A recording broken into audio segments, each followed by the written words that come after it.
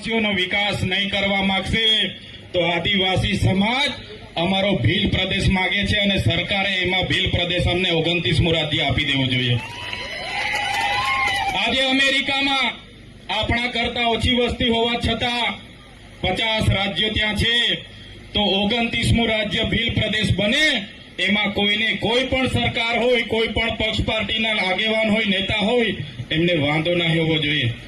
આજે તમે જોયું હશે, શિક્ષકો નથી, રોડ રસ્તા નથી, જિંદાબાદ મુર્દાબાદ આપણે બધા કરી રહ્યા છે, પણ આ સરકારોની મનસા નથી આદિવાસીઓનો વિકાસ થાય.